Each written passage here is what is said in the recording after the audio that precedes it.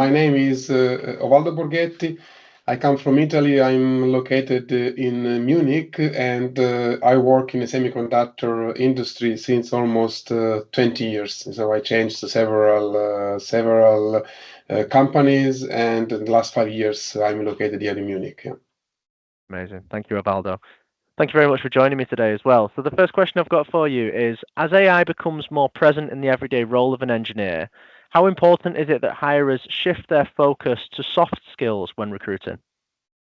I guess this is really a brilliant question. So I'm not an expert of AI, but I believe AI is not longer just a buzzword, but really a tangible force which is reshaping somehow the industry.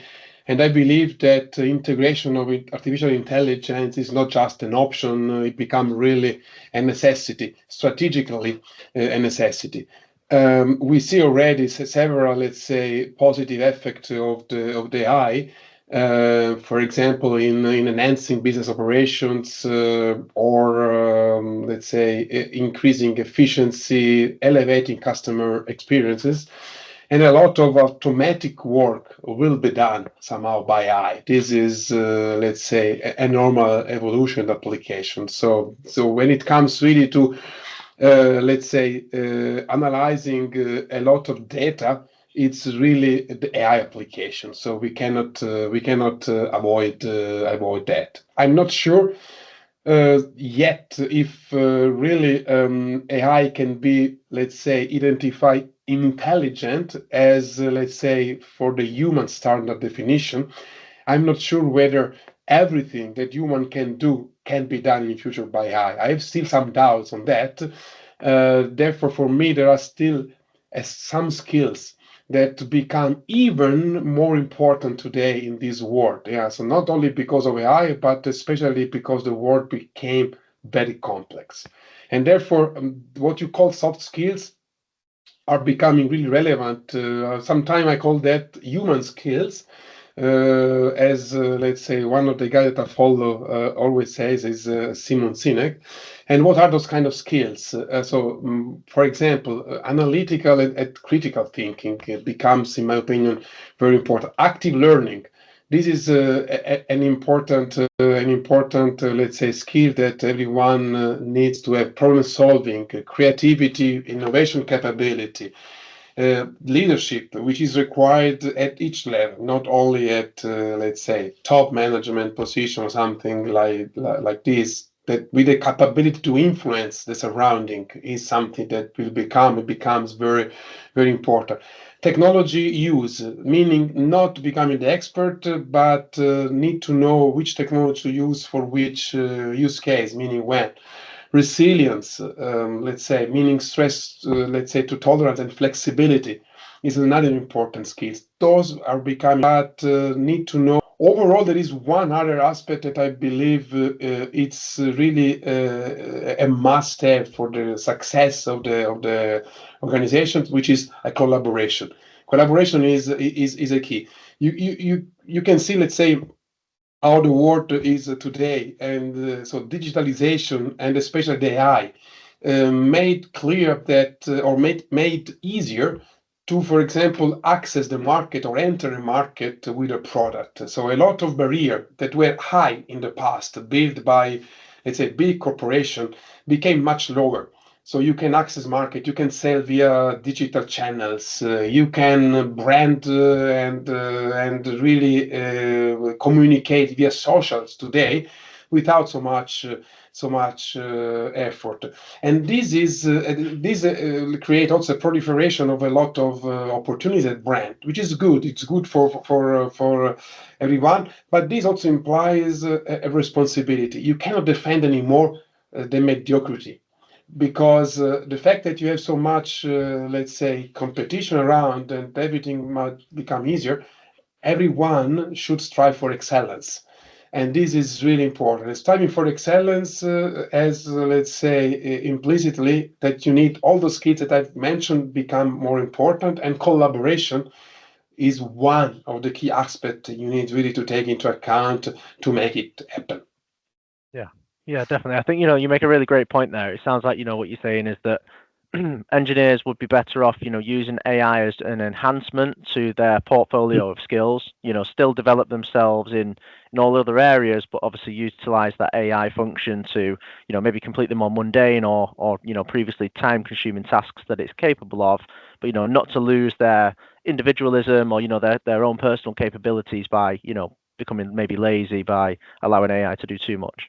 That's correct. Don't be afraid about it because you cannot change that. So you cannot, let's say, fight against. So it's better to understand it, to use it at your own advantage, and use for those aspects where really the routines, let's say, can be done by AI, but really focus a lot of those skills that, in my opinion, will become more and more important in the future. Yeah.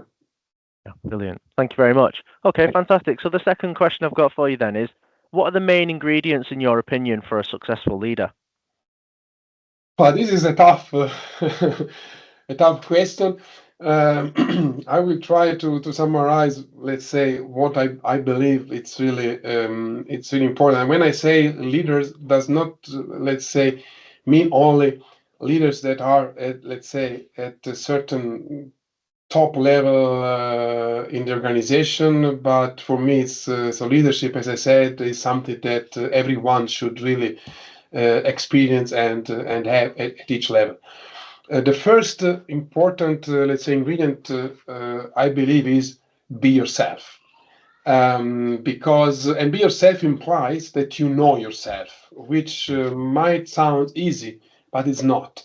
This is a journey, and knowing yourself meaning your, let's say, understand really deep what your values are, what your objectives are, what your emotions are, and how, let's say, to act. If you, let's say, don't act according to yourself, but try to copy someone else or to be someone else, people will recognize immediately. We notice right away, and this will, let's say, you will lose credibility. Therefore, be yourself is, in my opinion, really the first one.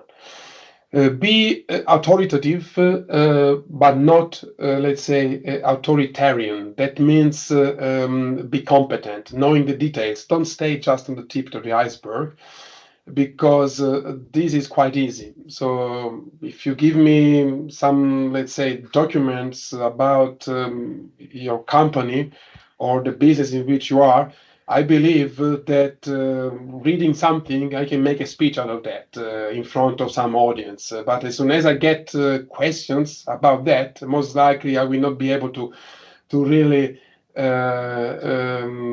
explain things properly, simply because I don't master this, right? So therefore, you and people recognize this immediately if you are on the tip of the iceberg, only if you really can go deep and deep in it, so that you know the details, you know the subject, you master your subject. And this is really important. This implies also a lot of other aspects that are linked to that. That means the capability to listen to others, because you might also in your during your life maybe change your role, being still a leader, but you need to start learning something new. In this case, you need to listen to the expert, listen to the people that have more experience than you. So be humble there, and get so let's say understand what they do, let's say take the feedbacks, elaborate them, and build, let's say, your own path out of that. If you don't do that, also in this case, people will notice this right away. In this case, also continue learning, active learning. That is one of the skills that I mentioned at the beginning, but also systematic thinking. In this, be competent, being authoritative is also very important. The capability to connect, let's say, the dots. That is a key. Sense of justice, which is also important. So treating everyone, let's say, in a proper manner, communicate this transparently, and linked also to managing failures and emotions with yourself. This is the one other important component. If you are a leader that needs also to somehow demand a lot to others, try to find also the balance between demand and let's say supporting others with the problem you need to face. This right balance is also key to keep also motivation. Last but not least, is very important if you are capable to create a sense of belonging around you with the team, which is something that you need to experience with also emotional intelligence. This is really giving the possibility, giving the chance, giving really create an environment where people, let's say, feel that they belong to something which is big. Yeah, this is my opinion. Those are the elements that I believe are important for a leader. Yeah, thank you. Yeah, I think you make some very, very good points there, and I think that first one in particular, hit home with me. That almost like self-awareness and being observant of your own gaps to improve on, your own strengths and capabilities, and I think that leads itself well into all of the other elements that you spoke about. I think, as you said, if you start with that first, that makes everything else so much easier. The active listening, the communication, the emotional intelligence, it all stems from being self-aware and self-observant. Yeah, absolutely. I'm totally with you. And as I said, for some people this is easy. Uh, for some it sounds maybe easy, but I tell you it's not so easy because we have, let's say, not comfortable questions which we need to answer. When we need to answer about ourselves, this become quite tough exercise. Yeah, sometimes. Yeah, yeah, definitely. I think you mentioned it earlier as well, being humble and being able to accept that, you may be wrong in a situation, or, that you may be around people that know more than you do, and you have to learn from them and allow them to take the lead on something. I think that again will help with that journey, of course. Absolutely. And part of that is also, for example, providing active feedback to the people, because these give a chance to people really to understand a blind spot that they might have, and therefore, let's say, be part of their development, but also actively search and look for feedback. So Mm. from others to you, because this is the way. So feedback is a great tool if done really and used properly to help people to grow. And this is something that I try to always do, not only give, but also for asking, because every one of us has some blind spot. Yeah. Yeah, definitely. And I think in my experience, it's a lot easier to give feedback to a leader if you know that they are very self-observant and they are, quite humble when it comes to accepting feedback. And I think, if you're quite self-aware, you give off that aura, don't you, that you are open to active feedback. And I think that definitely helps people open up on that front. Absolutely. Amazing. Ovaldo, how do you effectively manage teams with different levels of experience and ensure that they all feel valued? Yeah, I guess that communication and transparency to the team is a key. If you have different, let's say, people with different experience, different expertise, you cannot treat and act the same manner with all of them. And this needs to be clear and communicated properly also to the people. So there is usually also let's say a theory behind, so which is not a theory, but at least a tool which divides the quadrants, let's say, in four parts, and where you start somehow with a guy that is starting somehow his role and is not an expert, needs to be more directed. So therefore, your leadership style needs also to be, let's say, to change accordingly. Yeah, that means you are much closer. If someone might, let's say this is micromanagement, it's not micromanagement. It's important that the person understand why you act like that. Yeah, so it just to guide him. Then there is and this is a journey until let's say you reduce this let's say this role as a supervisor until, and this is the last stage of this journey, you can delegate completely, and this is really the stage where the guy feel completely empowered. Yeah, but it is a journey, and you need to recognize that who in your team is in which quadrant, and you need to act with a different leadership style. This is the only way somehow to do so, and make sure that the people understand that they understand why you act like that. So therefore, communication is a key also in this case, as usually it is a key in all the aspect of our, let's say, life. Yeah, yeah, definitely. And I think, the important thing behind that as well is, as you say there, is that each person understands why and can understand that you're taking them on a journey that will better them. Correct. So it's going to be difficult to be, upset or frustrated by that management style, you would hope, because it's done for a good reason, and hopefully everybody with the right communication would recognize that. Exactly, understanding not only the today, but explain to him, okay, what the journey is and what are the ingredients to let's say, to arrive sooner or later to the stage where, let's say, a complete delegation can be done and the person feels completely empowered. Yeah. Yeah, definitely. Brilliant. Thank you very much. Okay, and another question for you then. How impactful can becoming an expert in one area or discipline be on an engineer's career? So this question is also a little bit linked to the first one we had at the beginning of our conversation when we said AI, let's say, use versus let's say soft skills. Since AI will become prominent, one can say we don't need experts anymore. We ask just the high, right?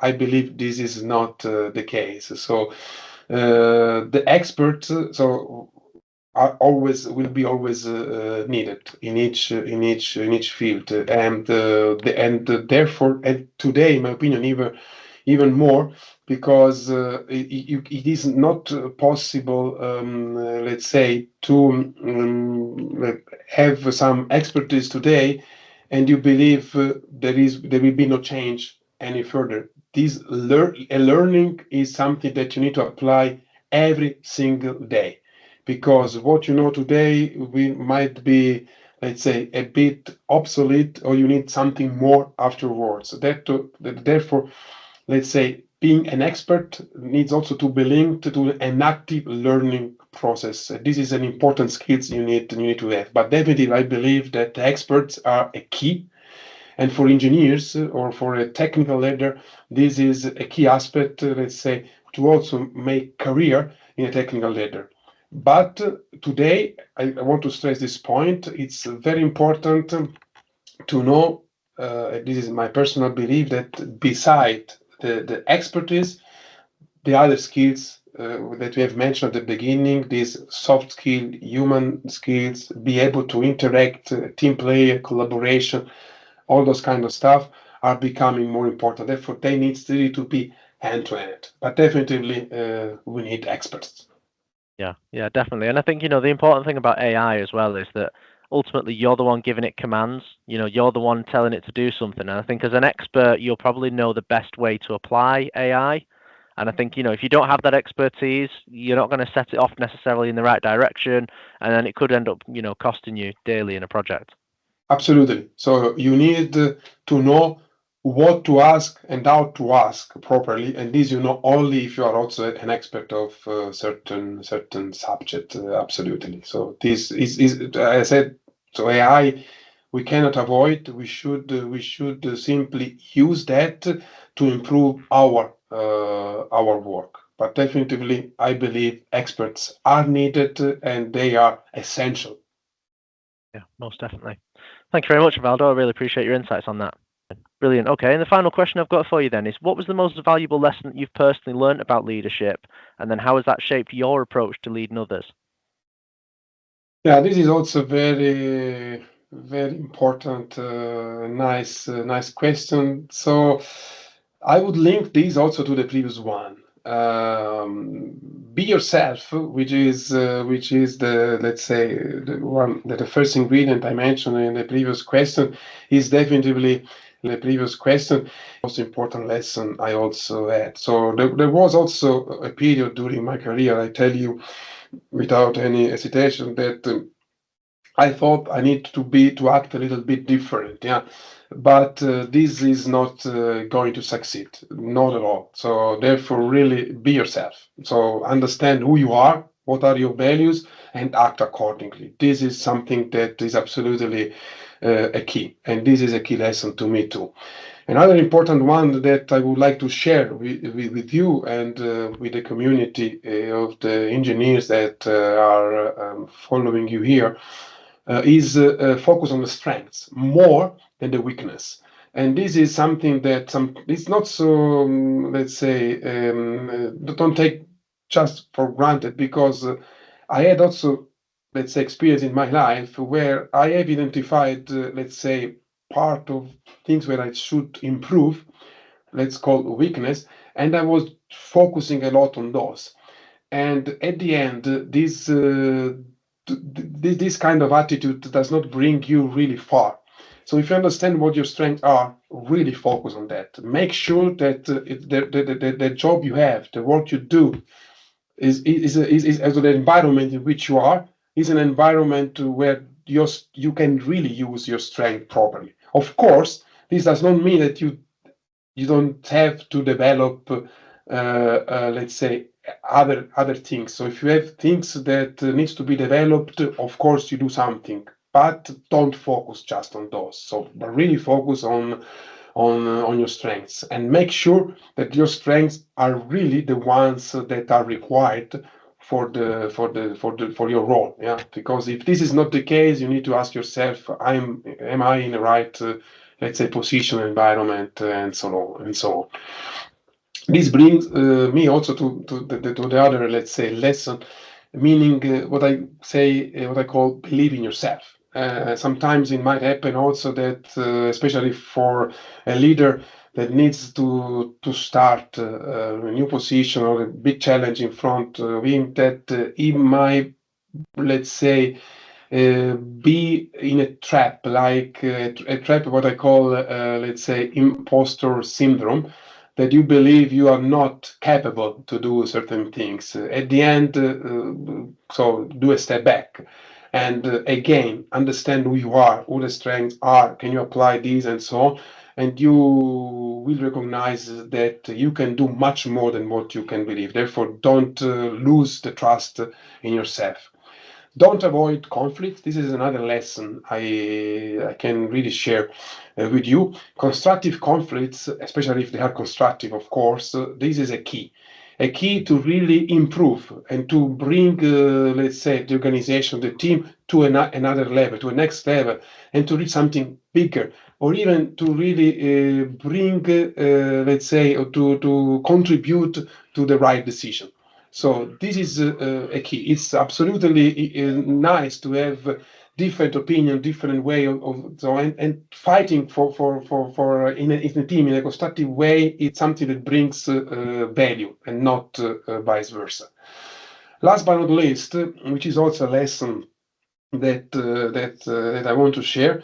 When you want to, let's say, to create something big, when you want to build an high performance team as a leader, you must be sure that you have the right people at the right place. And this implies also that you need to identify the areas where you need to let people go because they don't fit. And this is a lesson, because this was not always an easy task. You, and I can speak also about myself personally, try always to recover people via training or via development program and so on, which is okay. At a certain point in time, you need to really say, is this possible to fix or not? It might be even simpler that the person that you have has strengths that do not fit with the role that you ask for. Maybe this person fits somewhere else. It is important to communicate and to recognize that. So therefore, so strive for excellence, build a high performance team imply also that you need to take decisions like that, let people go if they do not fit. Those are somehow the lessons I would share with you that are part of my journey. Yeah, amazing. And I think, all equally important lessons to have learned. And, I think that last one that you mentioned there about being able to recognize when somebody's strengths aren't necessarily being applied to the right, the right application in your team.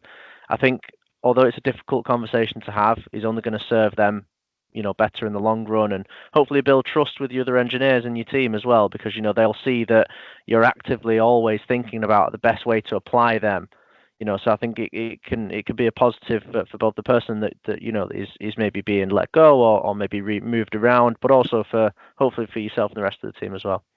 There are two positive topics. Thanks for highlighting that. One is towards let's say, the person with whom you're having this difficult conversation that, let's say, might help also this person to understand better himself or herself somehow, and to understand really if he or she can't really fit some relate and come to the conclusion together to that.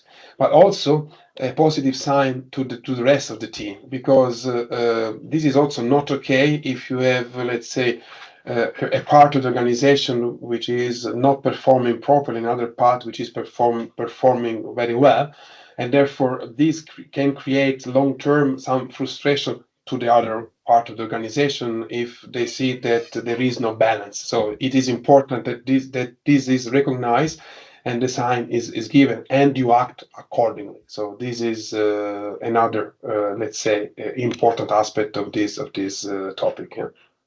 Yeah, definitely. Amazing. Thank you very much. I think that was very, very useful and well thought of insights. So thank you very much. Thanks to you. It was a pleasure for me to share my experience. Thank you very much. Amazing. Thank you. No problem.